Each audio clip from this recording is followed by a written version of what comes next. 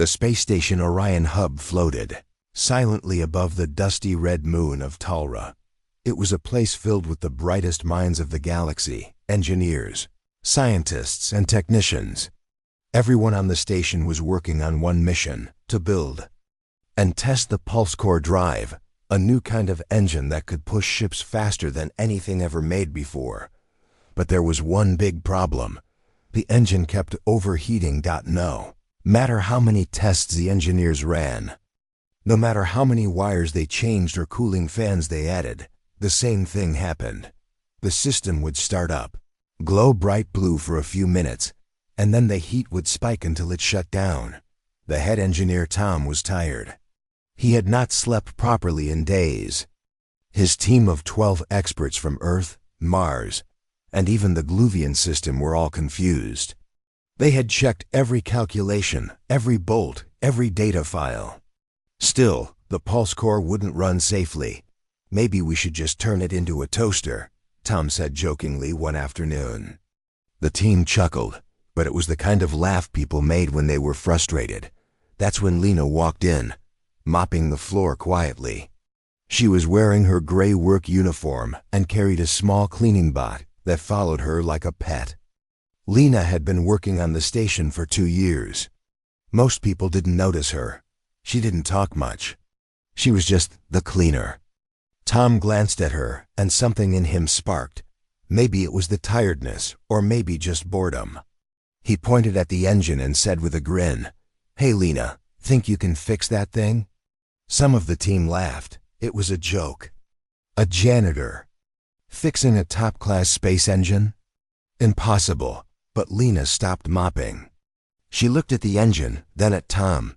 "I can take a look," she said simply. Everyone went quiet. Tom blinked. "Wait, seriously?" She nodded. "If you don't mind." Now it wasn't funny anymore. A few engineers exchanged glances. Some looked uncomfortable. Others were curious. Tom shrugged. "Sure, be our guest," he said. "Just don't blow us up." Lena gave a small smile, then returned to her mopping dot. No one expected her to actually try. That night, after her shift ended, Lena returned to the engineering bay. It was empty.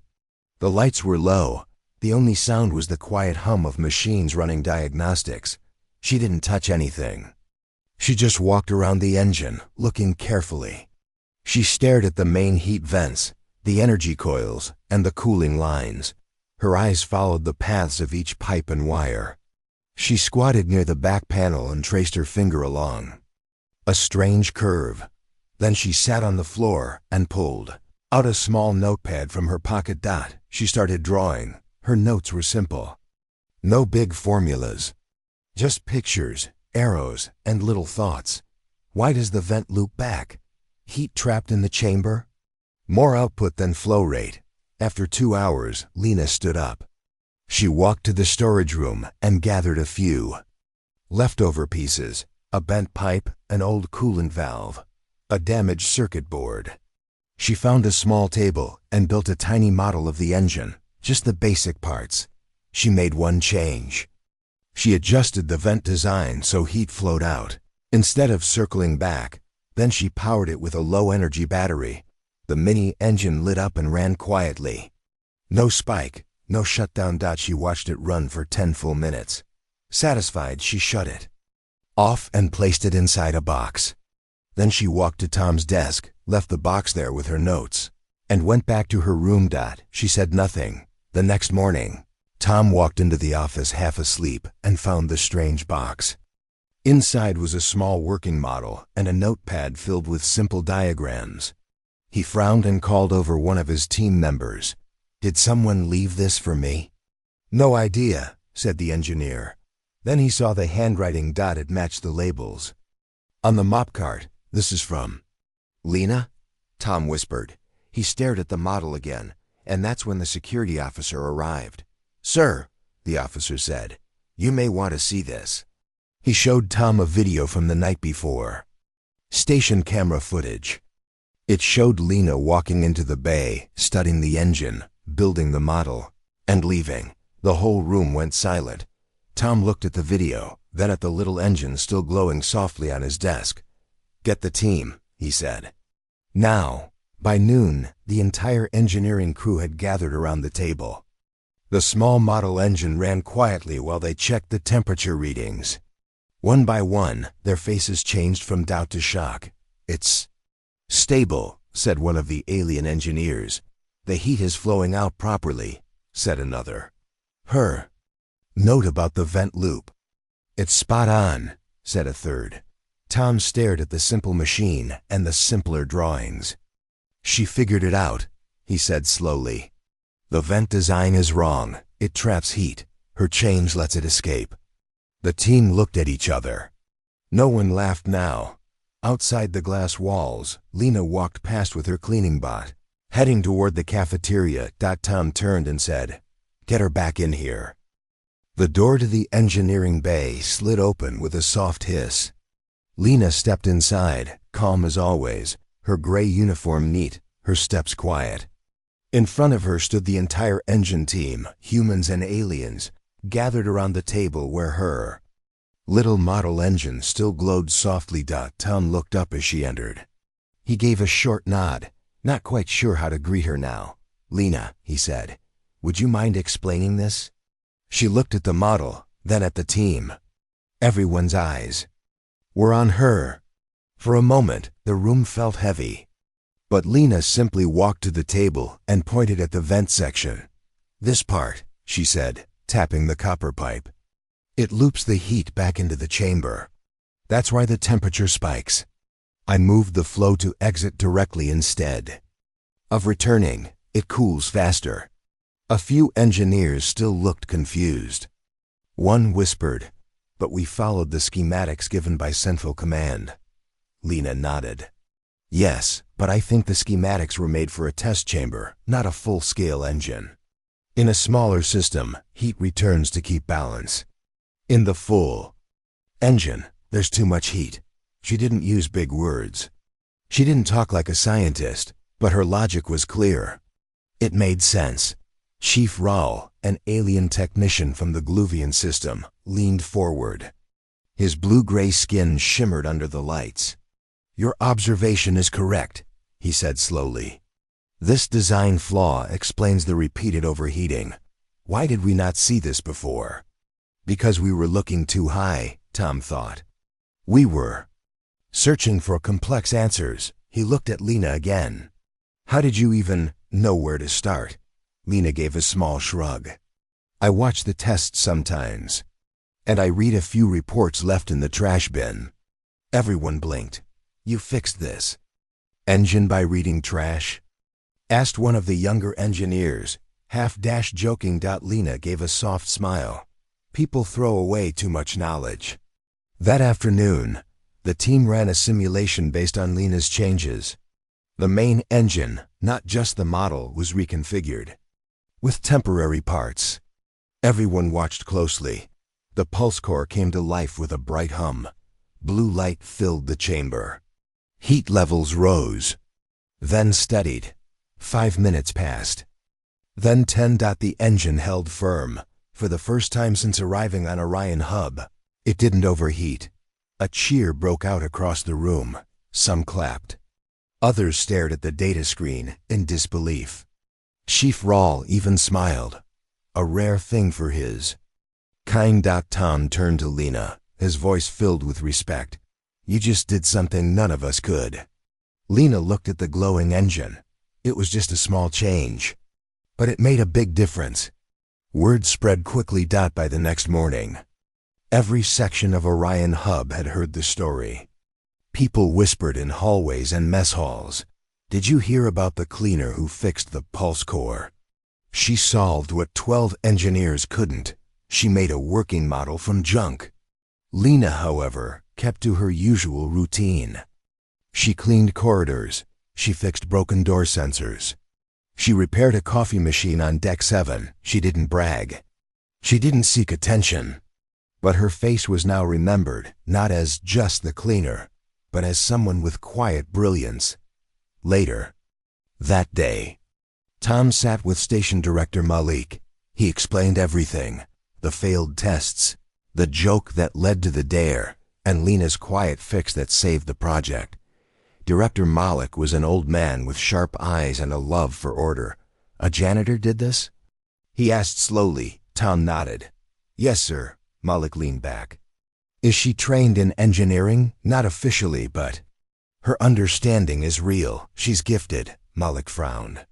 We can't have unlicensed workers making changes to critical systems. Tom stiffened. With respect, sir, without her, we wouldn't be talking about a working engine. Malik didn't answer at first. Then he said, keep her under observation. Let her assist quietly, but no official credit. Yet. Tom left the meeting with mixed feelings. That evening, Lena was sitting in the small repair bay behind the storage lockers. She liked that spot. It was quiet, and she could work on old tools people had thrown away. Tom walked in, holding 2 warm cups of spiced tea. Thought you could use a break, he said. She smiled and took the cup. Thanks. They sat in silence for a moment. Why do you hide it? Tom asked. Your knowledge, your skills. Lena stared at her cup. Because I didn't come here to impress anyone. He waited. I used to be an engineer, she said quietly. A long time ago. Back on Earth. I worked in agriculture tech. Water engines, solar regulators. But after an accident, I left. Tom didn't ask about the accident. He saw the quiet pain in her eyes and respected the silence. I came to Orion Hub to start fresh, Lena said. Cleaning gave me peace. Fixing small things made me feel useful. That's enough, Tom nodded. You saved this project. That means something. I don't want fame, she replied. I just like fixing things. Later that night, Chief Rahel sent a private message to the Earth Engineering Guild. His message was short. Unlicensed civilian discovered major engine flaw and provided successful solution. Recommend review. Name Lena. Unknown to Lena, her story was about to reach far beyond Orion Hub. For now, she sat in her small corner, rebuilding a broken fan motor, her hands steady, her mind calm. She was not chasing glory, she was chasing the joy of understanding, and that was more powerful than any title. 3 days had passed since Lena's quiet fix had changed everything. Inside the main engineering chamber of Orion Hub, the new test of the pulse core drive was running smoothly. The powerful engine glowed with bright blue light, its hum steady, its heat balanced. No more emergency shutdowns. No more failures for the first time in months. The team felt hope. But not everyone was happy. A message had been sent to Central Engineering Command, located on the planet station of New Terra. It included data reports, thermal charts, and a short video clip, the footage of Lena fixing the model engine. A response came back quickly. Impossible, unverified civilian intervention. Engineering error unlikely. Retest advised. 2 days later, a special inspection team arrived on Orion Hub. They were from the Guild of Advanced Mechanics, a powerful group of top engineers who certified every major space system. They wore black uniforms with silver stripes and carried tablets full of rules. The team was led by a sharp-faced woman named Ms. Yelna. Her voice was clear, her tone firm. She stood in the engineering bay, hands behind her back, eyes on the pulse core. We have reviewed the logs, she said to Tom. And Chief Raul, we see that a janitor made changes to a highly advanced system. This cannot be accepted without proper review, Tom frowned. With respect, her solution works. The overheating problem is gone. Yelna didn't blink. That may be. But the guild does not accept random guesses as proper engineering. It wasn't a guess, said Chief Raul. She understood the flow. She observed the design flaw. Her method was logical. Yelna raised an eyebrow. Then let us speak to this, Lena. They found Lena in the corridor outside the bay, quietly repairing a wall panel that controlled door lights. Her cleaning bot sat beside her, watching silently. Yelna approached her, eyes cold. Are you the one who made changes to the pulse core? Lena looked up. Yes. Do you have a license in mechanical systems? No. Have you studied engine design in a registered institution? No. Yelna folded her arms. Then by guild law, you are not qualified to offer modifications to a Class A engine. That's a violation of standard procedure. Lena stood slowly, wiping her hands on her tool cloth. I didn't offer anything. I just made a model. The engineers decided to test it. Yelna narrowed her eyes. Did you design this model? Using guild-approved software? No, I used scrap parts. There was a pause. Yelna turned to her team. Record everything. We will file a report. Later that evening, a meeting was held in the main conference room. The engineers from Orion Hub, the guild team, and even the station director gathered. Tom spoke first. We've run 6 full tests. Since the change, all of them succeeded. Chief Rawl added, the heat levels remain within safe limits. Efficiency has increased by 14%.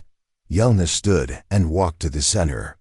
She tapped her tablet and a diagram of the pulse core appeared. The original design was made by Earth's best minds.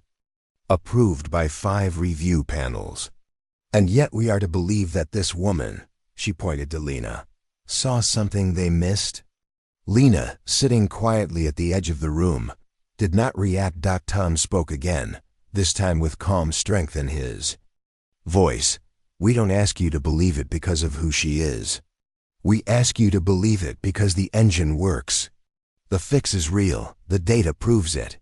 One of the younger guild inspectors raised a hand. May we see her original notes? Tom nodded.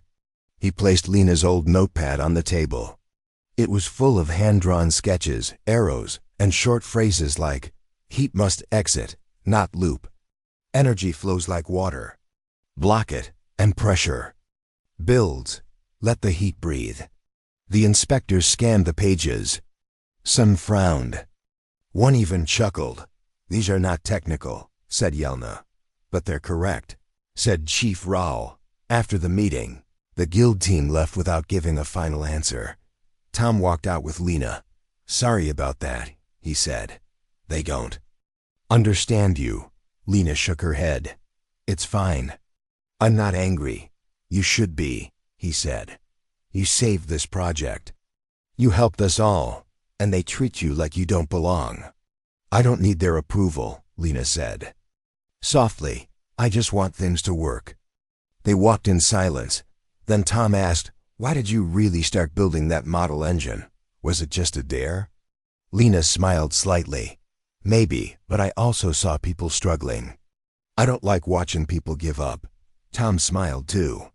You're a better engineer than half of us. Lena didn't answer. She didn't need to. The next morning, an unexpected message arrived. It was from the Gluvian Science Council, allies of humanity known for their calm wisdom. We have reviewed Lena's observation. Her understanding of pressure flow and system breathing is not only correct, it is deeply aligned with ancient Gluvian engine logic. Her fix honors natural balance. We support her fully. This changed everything. If the Gluvians approved her work, the guild would lose standing by rejecting it. Within hours, a second message came from the guild. We acknowledge the correction to the pulse core design. While the method was unorthodox, the result meets safety and efficiency standards. Case closed. Tom read the message out loud in the engine bay. The whole team clapped. Then someone shouted, 3 cheers for Lena. Hip hip. Wait, Lena said quickly, holding up her hand. Everyone paused. She smiled shyly. No. Cheers, please. Just ... maybe clean your own mess from now on. Laughter filled the room. That night, Lena sat in her small quarters. She looked out the window at the stars, her notes beside her, a small model of the pulse core sitting on her table. She didn't want awards. She didn't want to be famous. She just wanted people to see that sometimes, even the quiet ones know how to fix what's broken. And in a world full of rules and ranks, she had reminded everyone of something simple. Wisdom can come from anywhere, even a woman with a mop in a dream. After the inspection team left, Orion hubs slowly returned to normal. The pulse core drive tests continued, and each one succeeded. The engine worked better than expected, and confidence grew stronger day by day. Lena still came to work early, wore her gray uniform, and pushed her cleaning bot through the long halls. But now people smiled at her. They greeted her with respect. Some engineers even asked for her opinion, shyly showing her their ideas. Lena remained quiet and kind, never proud or loud. But behind her calm eyes, there was a deep story, one that few knew. One evening, Tom sat in the common room, drinking warm tea. The station felt peaceful, glowing under soft lights as stars moved slowly outside the windows. He noticed Lena, sitting alone by the observation deck, sketching something on her notepad. Curiosity pulled him closer. "Mind if I sit?" he asked. She nodded. For a moment, they sat in silence, watching a nearby planet rotate gently in space. Then Tom said, "I want to know more about you, Lena." She looked at him, surprised. "Why?" "Because you're more than what you show," Tom replied. "You're careful, smart, and different." Lena didn't speak at once. She looked back out the window. Then she said quietly, "I used to live on Earth, in a small farming town near the southern coast." Tom listened closely. "My family grew crops with the help of solar irrigation systems. I always liked machines. They were honest. If something broke, there was always a reason and a way to fix it." She smiled softly at the memory. "I went to a small university and studied agricultural engineering. Nothing fancy, but I loved it. I worked on water systems, solar panels, and soil balance tools. I liked helping farmers grow more food with less work." Tom was impressed. "So you were an engineer?" Lena nodded. "Yes, I was married too. My husband Rami was a field designer. We worked together. We dreamed of building farms on Mars someday." She paused, her voice dropping lower. "But then, there was a power fault during one of our tests. A battery exploded. Rami didn't survive." Tom's smile faded. "I'm sorry." Lena closed her eyes for a second. "After that, everything changed. I lost interest in machines. I didn't want to be around energy tools anymore. I left everything. Took small jobs, moved from place to place, and ended up here?" Tom asked. She nodded again. "When I saw the posting for Orion Hub, cleaning crew, low profile, I thought it was perfect. Quiet, far away, nothing to fix, nothing to lose." "But you still fixed things," Tom said. "Vending machines, broken doors." Lena gave a small laugh. "Old habits." Tom looked at her notepad, where she had drawn a new engine sketch. "You still love it, don't you? Solving things."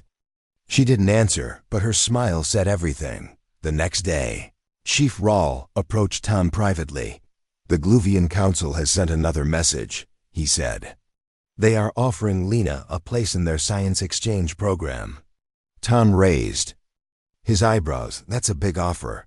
"Yes," Rawl replied. "But I do not think she will accept." "Why not?" "She does not seek the stars. She seeks peace." Meanwhile, word of Lena's success continued to spread beyond the station. A digital magazine called Voices of the Void published a short article titled, "The Cleaner Who Fixed the Future." Other stations began to mention her. Students on Earth were inspired by her story. A school on Mars sent her a video message. Children holding signs that read, "Thank you, Lena." Lena watched the video during her break. Her eyes welled with quiet tears, but she said nothing. She just placed her hand on her chest and smiled. Later, in the repair bay, Lena began working on a small training engine made from old parts. She labeled each section with simple words. "Energy in. Cool here. Don't block flow." Tom walked in curious. "What's this?" "A learning engine," Lena said. "For the new crew members." Maybe they can understand engines better if the explanation is simple. Tom watched her attach a clear tube to show how coolant moved. "You're teaching now?" he asked. "Just helping," she replied.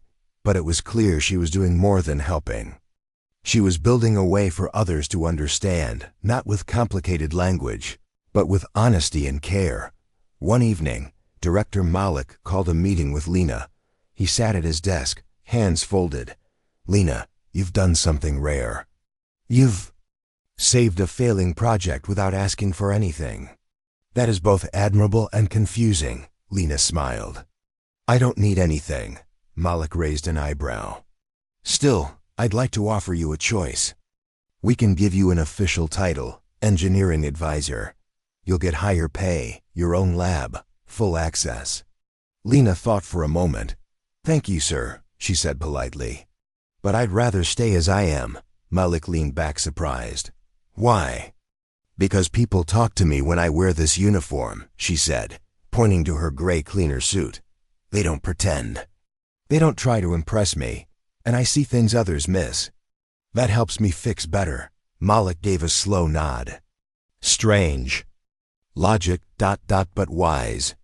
As days passed, the PulseCore drive became fully approved and ready for long-range missions. Its final design kept Lena's airflow correction. Her fix became part of official documents, labeled quietly as Low Flow Adjustment. Number. One asked who L was. But those on Orion Hub knew, and they remembered, because sometimes the people who change the future aren't the ones with the loudest voices or the highest ranks. Sometimes they're the quiet ones, the ones who see what others overlook, the ones who fix things, not for fame, but for peace, like Lena. The PulseCore drive was now fully stable. Its cooling system ran smoothly, and the engine's power had even increased after Lena's quiet correction. Orion Hub became the center of attention as other space stations sent requests to study. The new design. Everyone in the engineering department was proud. But not everyone outside the station felt the same. One morning, a message came from Earth Central Command. It was marked as high priority and addressed to Director Malik. Inside his office, Malik read it twice. His eyebrows slowly came together, his jaw tightening. The message said, "The current engine update must be paused immediately. The origin of the correction has not been officially recognized. Civilian interference in military-grade systems is not acceptable. An internal review will begin shortly." Malik leaned back in his chair. "They're worried about control," he muttered, "not progress." Meanwhile, in the engineering bay, Tom, Lena, and Chief Rawl were running one final trial of the PulseCore drive before transferring the design to other missions. Tom noticed Malik walking in, his expression unreadable. He cleared his throat and sighed. "Pause the test." The engineers looked surprised but obeyed. The engine powered down. "What's wrong?" Tom asked. Malik sighed. "We've been ordered to stop. Central Command has concerns about how this engine fix came to be." Tom frowned. "They're late to worry. The fix works. They want names, proof, and full records, especially about Lena." Lena, who had just finished checking the coolant pipe, slowly turned to face them. "I don't want any trouble," she said gently. "I know," Malik replied. "But some people at the top don't like the idea of a simple woman solving something their best minds couldn't." Chief Rawl crossed his arms. "Then perhaps they should learn some humility." The next day, 3 officers from Central Command arrived on the station. They wore black and gold uniforms, carried official seals, and spoke in cold, clipped voices. Their leader was Commander Jules, a tall man with sharp features and a voice like a steel door. He entered the meeting room with Tom, Malik, and Lena. Already seated inside, "We've reviewed your reports," Jules began. "There is no question that the engine works better now." "That's not the issue." "Then what is?" Tom asked. "The issue," Jules said, looking straight at Lena, "is that an unlicensed worker, with no military clearance or engineering. Rank made changes to a top-level project. That's a serious breach of protocol. Lena remained calm. I didn't touch the real engine. I only made a model. The engineers decided to test the idea. Jules looked unconvinced.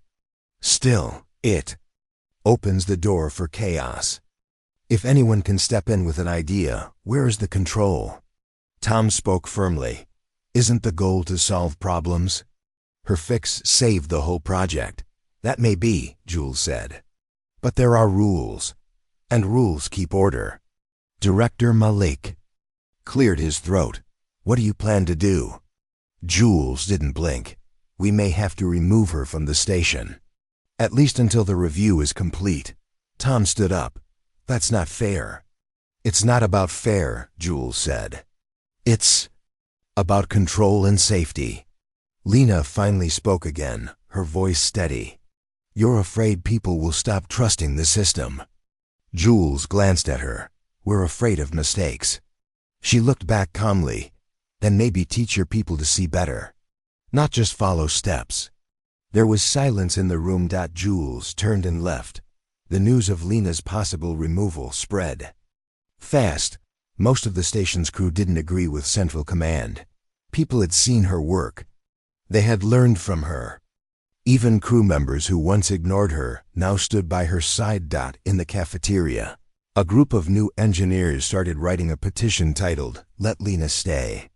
It gathered over 500 signatures within a single day.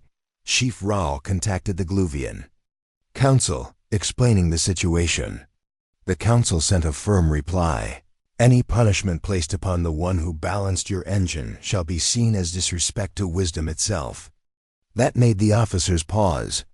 Gluvian support mattered politically, but Jules wasn't done yet. 2 days later, while Lena was cleaning near the shuttle bay, one of the visiting officers approached her with a data pad. We need your signature to confirm you understand the investigation, he said. Lena took the pad. She didn't argue. She signed, but just as the officer was about to leave, a voice came from behind. I suggest you stop. It was Tom. He stood tall, holding a tablet of his own. I've sent a report to Earth's Civil Science Council, he said. They've agreed to review Lena's work as a public contribution to science. Jules, now walking toward them, looked angry. That's outside military channels. Tom smiled. That's exactly the point. This isn't just a military project anymore. Civil systems use pulse engines too. Lena helped the world, not just the army. For the first time, Jules looked unsure. That night, Lena sat in the workshop she had built near the storage rooms. She looked at the small teaching engine she had made. The clear coolant tube glowed faintly. The labels were still there. Let the heat out. Don't block. Stay steady.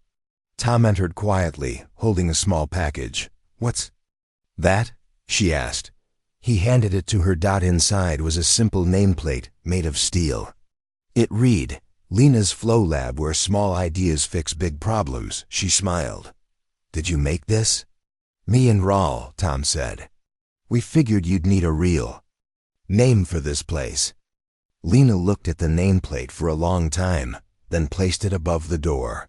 Thank you, she said. But this is just a room. Tom shook his head. No, Lena, this is where things changed. The station Orion hub was busier than ever. Engineers moved quickly from one room to another. Final preparations were being made to launch the first ship powered by the updated pulse core drive. People called it the future of fast travel. All eyes were on Orion hub. The ship, Stellar Wind, was set to launch in 48 hours. Inside the engineering bay, final checks were in progress. Tom, Chief Raul, and other team members were excited, but also nervous. This was the real test. If the engine worked in space just as it had during station tests, the project would be considered a complete success. But deep under the station, where most people didn't go, a small group of shadows moved quietly. They weren't part of the engineering crew. They wore old uniforms. And they carried tools not listed in the inventory. They were saboteurs. Meanwhile, Lena was inside her small workshop, now called Lena's Flow Lab. She was cleaning and organizing tools, labeling parts for new trainees. Her quiet corner had become a place where young mechanics came to learn simple problem solving. That evening, Tom visited her again. "You should come see the ship," he said. "Your work made it possible." Lena smiled but shook her head. "I like it here. The engine will speak for itself." Tom didn't argue. He knew her well by now. But Lena added, "If something feels wrong, you'll tell me, right?" He nodded. "Of course." The next morning, alarms suddenly rang across the station. "Emergency in core chamber 1. Temperature spike. In secondary line. Cooling system malfunction." Tom and Raul rushed to the engine room. The pulse core was glowing too brightly. The heat sensors showed red bars, rising fast. Steam hissed from side vents. The engine was seconds away from full failure. One technician shouted, "It's the new coolant bypass." "Something's been tampered with." Tom's heart dropped. "This wasn't an accident. We have to shut it down now," Raul said. "Or the engine will explode. But we'll lose the ship," Tom replied. "And maybe the whole chamber." That's when Lena walked in, holding her toolkit. Her eyes scanned the system in seconds. "This isn't a design flaw," she said. "Someone blocked the escape path. The flow's been reversed." Tom nodded quickly. "We thought the same. But the main panel isn't responding." Lena stepped forward, already pulling off the side cover. "There's no time for full shutdown. I'll fix it from here." Raul looked concerned. "It's too hot. You can't stay near the vent pipe." Lena tied her hair back and looked him in the eye. "I can, but I'll need exactly 6 minutes. Keep the main flow steady and don't let anyone reroute power." Tom knew she wasn't guessing. Lena slid under the side panel. Hot air rushed over her face, but she didn't flinch. She found the blocked valve. A sharp metal pin had been jammed inside, done on purpose. Using her smallest tool, she reached into the pipe, hand steady. The metal was almost too hot to touch.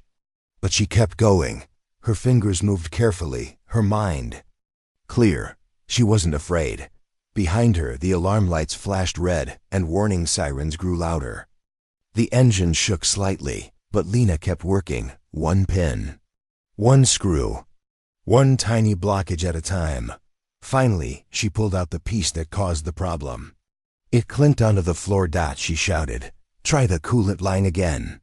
Tom hit the control switch. Everyone held their breath. The engine cooled. The temperature bars dropped from red to yellow to green. The room went silent except for the soft, steady hum of the engine. They had avoided a disaster. Lena crawled out slowly, her hands black with soot, her forehead covered in sweat. She smiled. "It's fixed." Tom rushed to her side. "Ah, you all right?" "I'm fine," she said, sitting down for a moment. "Just tired." Later that day, an investigation team confirmed that it had been an inside sabotage attempt. A small group of ex-employees from a rival station had snuck in, trying to destroy the engine to protect their own engine project. They were caught trying to escape through a hidden exit. The news shocked everyone. But what shocked people more was how Lena had fixed the problem under pressure. Without panic, and without needing any command. The message from Earth came that same night. Lena's courage and skill have protected one of humanity's most important missions. Her name will be recorded in the official history of the Pulse. Core Drive. The next morning, the Stellar Wind launched successfully. The Pulse Core Drive worked perfectly in space. Its speed was faster than anything before, and its power was stable. Lena watched the launch from the observation deck, standing beside Tom and Chief Raul. As the ship disappeared into the stars, Raul spoke softly, "You are not just a cleaner anymore." "I never was," Lena replied with a gentle smile. "I just wore a different uniform." Tom looked at her. You saved the engine, twice. And I hope I never have to again, she said, laughing lightly. That evening, a quiet ceremony was held inside the station. There were no medals, no loud speeches, just the station crew standing in a circle, holding warm tea. Offering a moment of thanks to Lena. Tom stepped forward and said, "Sometimes the best engineers are not the loudest. Sometimes they're just people who care enough to look closely and fix what others don't even see." Everyone clapped. Lena said nothing, only placing her hand on her heart in thanks. She didn't want to be known as a hero. She just wanted things to work. The success of the stellar wind changed everything. News of the ship's powerful new engine spread across many human colonies in space. Everyone wanted to know how it was built, how it worked, and most of all, how it survived a near disaster. Right before launch, people were surprised when they heard the truth. It wasn't saved by a famous scientist. It wasn't fixed by a chief engineer. It was Lena, a quiet woman who used to clean tools and sweep the floor. Lena didn't like all the attention. She still woke up early, kept her workshop clean, and helped the younger mechanics understand basic flow paths and valve structures. But now, more people visited her every day. Some came to ask technical questions, some came to say thank you, and some just came to see if the stories about her were true. One morning, a group of schoolchildren from a nearby colony arrived. Their teacher introduced them. "This is Miss Lena," the teacher said. "She helped save the pulse core drive." The children looked at her with wide eyes. "But you don't look like a hero," one boy said honestly. Lena smiled gently. "That's because heroes don't always wear shiny clothes or fly ships. Sometimes they just use a wrench and a quiet mind." The children laughed and followed her inside her small lab, excited to see where history had been made. Later that week, Chief Rael called a station-wide meeting. The central hall was full. Tom stood beside him, holding a silver box.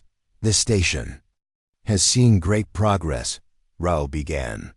"But nothing we've done matters more than what we learned from Lena." He looked around the room. She reminded us that talent can come from anywhere, that we should look beyond job titles, that sometimes it is the person we least expect who holds the key. He opened the silver box and held up a metal badge, shaped like a star with a gear inside. "This is the first Honor of Human Innovation Award, and we give it to Lena." Everyone stood and clapped. Lena stepped forward slowly, clearly surprised. "I don't need an award," she said quietly. Tom replied with a smile. "But we need to give it, to remember what really matters." Lena took the badge, holding it gently. "Then I accept it for all the people who fix things quietly and never get noticed." In the months that followed, Lena's design for the coolant flow was added to every new engine. Her idea became a standard part of training in many technical schools. She was invited to speak at events, but she always said no. Instead, she wrote a small manual using simple language titled, "How to See What Others Don't." It wasn't about machines alone. It was about listening, watching, and believing in your own way of thinking. The book became popular on Earth and beyond. Many young girls, especially from small farming colonies and mining towns, wrote letters to her. One said, "I thought I could never be an engineer because I don't know hard words. But now I know that if I care and learn slowly, I can be anything." Lena kept the letters in a small box beside her bed. Tom, now promoted to lead engineer, often visited Lena. One day he asked, "Will you ever go to Earth and speak to the council? They really want to meet you." Lena smiled. "I've never seen Earth, but I've seen broken engines and found ways to fix them. That's enough for me." Tom laughed. "You really are different." "Yes," she replied. "And I think being different helped me see what others missed." Years passed. Orion Hub expanded. New ships were built using the same core idea. A large training center was added near the station, and it was named the Lena School of Applied Repair. It became a place where students from all walks of life, farmers, Cooks, cleaners, or anyone. Curious could learn how to fix, design, and improve machines. No entrance test, no long forms. Just curiosity and honesty. People loved it. One evening, Tom found Lena sitting near the viewing window. The stars outside blinked softly. A new ship had just launched. "I heard you're building something again," Tom said, sitting beside her. Double quotes. "Yes," she nodded. "A small power engine, very quiet, very clean. For farming colonies that don't have big power grids." Tom smiled. "Still thinking about others?" She looked at him. "It's what I know." He paused, then asked, "Do you think you'll ever stop?" Lena shook her head. "As long as things break, I'll be there to fix them." They both laughed. On the wall of the new training center, there was a line written under Lena's name: "Don't fix for fame. Fix because it's needed." That was her way, quiet, steady, human.